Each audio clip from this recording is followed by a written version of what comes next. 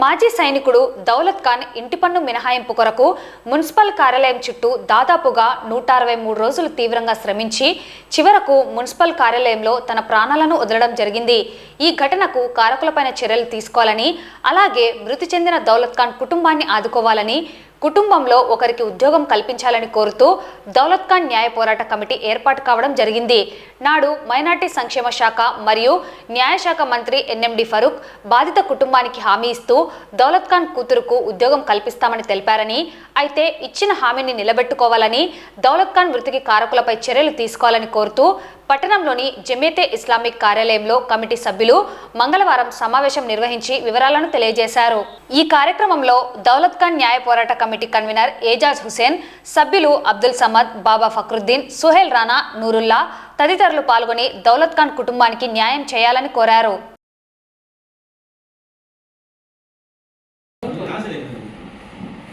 ఈరోజు మాజీ సైనికులు దౌలత్ ఖాన్ న్యాయ పోరాట కమిటీ తరఫున మీడియా సమావేశం నిర్వహించడం జరిగింది. దీని యొక్క ముఖ్య ఉద్దేశం ఏమనగా, ఏదైతే మన నంద్యాల ప్రజలందరికీ తెలుసో, దౌలత్ ఖాన్ అనే సైనికులు వారి ఇంటి పన్ను మినహాయింపు కొరకు దాదాపుగా 163 రోజులు మున్సిపాలిటీ చుట్టూ తిరిగి అదే మున్సిపాలిటీలో చనిపోవడం జరిగిన విషయం మనకు అందరికీ తెలిసిందే. దాని తర్వాత జరిగిన సంగతులంతా ప్రజలందరికీ తెలిసిందే. దీంట్లో ముఖ్యంగా ఏదైతే వాళ్ళ ఇంట్లో బాధితులు ఉన్నారో వారి వైఫ్ మరియు వారి అమ్మాయికి ఈ గవర్నమెంట్ తరఫున, కూటమి గవర్నమెంట్ తరఫున ముఖ్యంగా ఆ రోజు ఫిరోజ్ గారు వారి ఇంటికి వెళ్ళి, మేము ఖచ్చితంగా మా తండ్రి గారు మక్కా పర్యటనలో ఉన్నారు, ఆయన వచ్చిన తర్వాత ఖచ్చితంగా ఈ ఫ్యామిలీకి న్యాయం చేస్తామని హామీ ఇచ్చి రావడం జరిగింది. దాని తర్వాత మన మైనార్టీ శాఖ మంత్రివర్యులు మరియు న్యాయశాఖ మంత్రివర్యులు అయిన ఎన్ఎండి ఫరూక్ గారు కూడా ఒక స్టేట్మెంట్ ఇవ్వడం జరిగింది. వారి కుటుంబానికి న్యాయం జరిగే విధంగా ఆదుకుంటాము, మరియు ఖచ్చితంగా దౌలత్ ఖాన్ గారి కూతురికి జాబ్ ఇప్పిస్తామని ఆయన పత్రికా సమావేశంలో హామీ ఇవ్వడం జరిగింది. మనం అందరం పత్రికల్లో కూడా ఆ విషయం చూసాము. కానీ ఆ హామీ ఇచ్చి ఇప్పటికీ 3 నెలలు కావస్తుంది. ఇంతవరకు దానిని నెరవేర్చడంలో ఈ కూటమి ప్రభుత్వం విఫలమైంది. వాళ్ళ ఇంటికి ఎటువంటి ఆర్థిక భరోసా కానీ జాబ్ కానీ ఇంతవరకు ఇవ్వలేదు. వాళ్ళు చాలా ఇబ్బంది పడుతున్నారు. దానితో పాటు ఏదైతే ఇక్కడ తప్పు చేశారో, ముఖ్యంగా మున్సిపల్ కమిషనరు మరియు మున్సిపల్ సిబ్బంది, వారిపై ఎటువంటి చర్యలు ఈ ప్రభుత్వం తీసుకోలేదు. ఇందులో మీడియా ప్రతినిధులకు తెలియజేయడం ఏమనగా, ఏదైతే మేము ఒక లీగల్ ప్రొసీజర్ కూడా వెళ్ళాము, విజిలెన్స్ కమిషనర్ విజయవాడకు కంప్లైంట్ కూడా ఇవ్వడం జరిగింది. వాళ్ళు కంప్లైంట్ రిసీవ్ చేసుకుని అక్కడి నుంచి కలెక్టర్ గారికి ఒక మెమో కూడా జారీ చేయడం జరిగింది. వాళ్ళు ఏమనంటే, కలెక్టర్ గారి పేరు మీద memo CC to Daulat Khan family వచ్చింది, లెటర్ వచ్చింది. దానిలో ఏముందంటే, ఏదైతే వీళ్ళు పంపించిన సమాచారం ప్రకారము అక్కడ తప్పు జరిగింది, ఈ తప్పు జరిగిన వారి మీద మీరు ఎంక్వైరీ చేసి తగిన చర్యలు తీసుకోవాలని విజిలెన్స్ కమిషనర్ అమరావతి నుంచి కలెక్టర్ మేడం గారికి లెటర్ రావడం జరిగింది. ఈ లెటర్ వచ్చి దాదాపుగా 45 రోజులు కావస్తుంది. కానీ ఇంతవరకు కలెక్టర్ గారు కూడా దాని మీద ఎటువంటి చర్యలు తీసుకోలేదు, బహుశా ఎటువంటి ఎంక్వైరీ కూడా చేయలేదు అని మేము అనుకుంటున్నాము. ఎందుకంటే ఈ నంద్యాల మున్సిపల్ కమిషనర్ అవినీతి కింగ్ ఏం చేశాడంటే, పై నుంచి వెళ్ళి ఈ ఆర్డర్ వచ్చిన కలెక్టర్ కు మెమో వచ్చిన తర్వాత వెంటనే పైకి వెళ్ళి ఏదో మేనేజ్ చేసుకుని వచ్చాడని టాక్ పబ్లిక్ లో మరియు మున్సిపల్ ఆఫీస్ లో ఉంది. దీనిపై విచారణ జరిపించాల్సిన బాధ్యత మన కూటమి ప్రభుత్వంపై ఉంది. ఇక్కడ సింపుల్ గా చెప్పాలంటే, హౌస్ ట్యాక్స్ ఎగ్జామ్షన్ 15 రోజుల్లో లెటర్ ఇవ్వాలి. ఆ రోజు మున్సిపాలిటీలో 8 మందికి house tax exemption municipal council approve ఇచ్చింది. 8 మందికి ఇచ్చిన తర్వాత అందులో కొంతమందికి 15 రోజులు ఇచ్చారు. అవి కూడా మాకు ఎవిడెన్స్ తో సహా ఉన్నాయి. కొంతమందికి 15 రోజుల్లో అప్రూవల్ ఇచ్చేసి లెటర్ ఇచ్చేశారు, మీకు పేపర్ ఇచ్చేసారు, మీకు ట్యాక్స్ ఎగ్జామ్షన్ వచ్చిందని. మరి కొంతమందికి 4 రోజులకి ఇచ్చారు, కొంతమందికి 45 డేస్ ఇచ్చారు. కానీ ఈయన ఒక్కరికే 163 రోజులు పట్టింది పేపర్ ఇవ్వడానికి. అంటే ఇక్కడ మనం ఏం ఆలోచించాలంటే, ఏదో దౌలత్ ఖాన్ నుంచి వీళ్ళు ఆశించి ఆయన ఇవ్వకుంటే ఆ లెటర్ ఆపారని ఇక్కడ స్పష్టమవుతుంది. దాని తర్వాత ఆయన చనిపోయిన మరుసటి రోజే ఆ లెటర్ వాళ్ళ ఇంటికి పంపించారు. ఇది ఎక్కడి న్యాయం? అంటే ఖచ్చితంగా ఇక్కడ ఏదో వారి నుంచి ఆశించారు, వారి నుంచి ఏదో అవినీతి వీళ్ళు చేయాలని అనుకున్నారు. కానీ ఆయన ఒప్పుకోలేదు కాబట్టి లెటర్ ఇవ్వకుండా 163 రోజులు ఒక మాజీ సైనికుడిని మున్సిపల్ ఆఫీస్ లో చుట్టూ తిప్పుకొని నరకయాతన పెట్టి ఆయన మృతికి కారణమైనారు ఈ మున్సిపల్ కమిషనర్ మరియు మున్సిపల్ సిబ్బంది. ఇంత జరిగినా ఈ ప్రభుత్వం చర్యలు తీసుకోవడం లేదు, ఎందుకు అని మేము మీడియా సమావేశంగా ప్రశ్నిస్తున్నాము.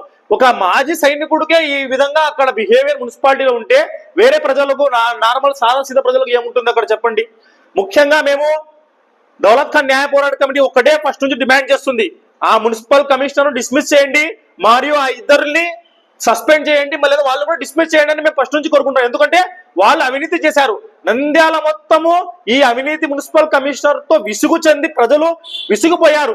ఇటువంటి మూర్ఖతో కమిషనర్ మాకు రావడం మన దౌర్భాగ్యం నంద్యాల పట్టణ ప్రజలని అనుకుంటున్నారు. కానీ కూటమి ప్రభుత్వం అతని మీద చర్యలు తీసుకోవడం ఎందుకు?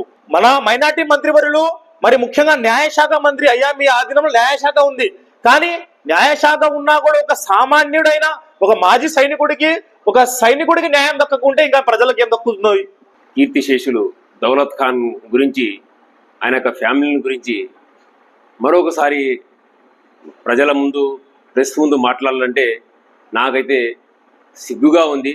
నేను చాలా బాధతో మాట్లాడుతున్నాను. ఎందుకంటే ఆయన కార్గిల్ యూనిడు, సీనియర్ సిటిజన్, అలాంటి ఒక యోధునికి జరిగిన అన్యాయము నెలలు గడిచిపోతున్నా కానీ అసలు పరిష్కారం కాలేదంటే చాలా సిగ్గుతో, అసలు వ్యవస్థలు పనిచేస్తున్నాయా లేదా, అసలు వ్యవస్థలు ఉన్నాయా లేదా అనేది చాలా బాధగా ఉంది. మనకందరికి తెలుసు ఆయనకు ఎంత అన్యాయం జరిగిందో. ఆ పన్ను గురించి తిరిగి అక్కడే ఆయన ప్రాణాలు కోల్పోయినాడు.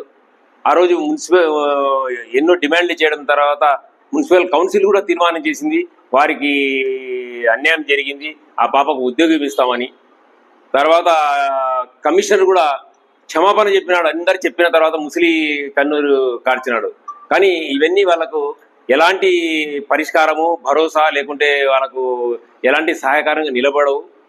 ఆ తర్వాత అప్పట్లో మనకు రాష్ట్ర మంత్రివర్యుల తర్వాత నుంచి కూడా హామీ దొరికింది, ఆ పాపకు ఉద్యోగం ఇస్తారని. మేము కూడా చాలా వరకు విషయం పరిష్కారం అయిందని అప్పట్లో పోరాటాన్ని కూడా తాత్కాలికంగా విరమించడం జరిగింది. కానీ రంజాను ఇవన్నీ పరిస్థితులు జరిగిన తర్వాత ఇప్పటికీ 3 నెలలు అయిపోయింది. వాళ్ళ ఆర్థిక పరిస్థితులు చూస్తుంటే ఆ అమ్మాయికి ఉద్యోగం లేదు, ఆమెకు ఇంతవరకు పెన్షన్ రావడం లేదు. వారి ఒక లైఫ్ దేశం కోసం త్యాగం చేసినాక వాళ్ళ ఇంట్లో కుంపటి వెళ్ళడం చాలా బాధగా ఉంది. దీనికి ఎవరు బాధ్యులు? మున్సిపల్ కమిషనర్ అవినీతి పరుడని రోజు ఘోషించని వారు లేరు. ప్రతి ఒక్కరు దీంట్లో నంద్యాల ప్రతి పౌరుడు బాధాతప్తుడే. ఎందుకంటే ఆయనను ఎవరు ఏం చేయలేకున్నాడు. అంటే అది మంచి ఏనుగు, ఎవరిని పోషిస్తున్నారో ఎవరు ఆయనను పోషిస్తున్నారో తెలియదు, కానీ ఆయన ద్వారా ఎవరు లబ్ధి పొందుతున్నారో కానీ ఆయన మీద ఏం ఈగ వాళ్ళకుండా చూసుకుంటున్నారు ఆయన అదే దాంతో. కానీ ఈరోజు మేము ఈ పత్రికా ప్రకటన ద్వారా ఆ కమిషనర్కి అయినా, మున్సిపాలిటీకి అయినా, తర్వాత ప్రభుత్వ మినిస్టర్ గారికి అయినా 15 రోజులు కాదు, ఈ నెల ఆఖరి వరకు ఒక డేట్ ఇస్తున్నాము. ఈ నెల లోపల ఆమె చేతిలో, ఆ అమ్మాయి చేతిలో ఉద్యోగ ప్రకటన ప్రభుత్వం ద్వారా అంది ఉండాలా. లేకుంటే ఇక్కడి నుంచి మేము ఆ అమ్మాయిని తీసుకొని విజయవాడ పోయి ముఖ్యమంత్రి న్యాయ తలుపులు తడతాము. ఆ రోజు ఆమె గ్రీవెన్స్ సెల్లో పోయి నంద్యాల పరిస్థితి, మున్సిపాలిటీ యొక్క చరిత్ర అంతా చిట్టా అక్కడ తెరచాల్సి వస్తుందని తెలియజేస్తున్నాము. ఈ కార్గిల్ వీరుడు దౌలత్ ఖాన్ గారి గురించి గతంలో కూడా అందరూ విన్నారు. ఆయనకు జరిగిన అన్యాయం గురించి అందరికీ తెలుసు. మున్సిపాలిటీలో అతను తన హక్కు కోసం పోరాడుతూ మున్సిపాలిటీ సిబ్బంది యొక్క టార్చర్తో ఆయన అక్కడ మరణించడం జరిగింది. ఇది అంతా మీ అందరికీ తెలిసిన విషయమే.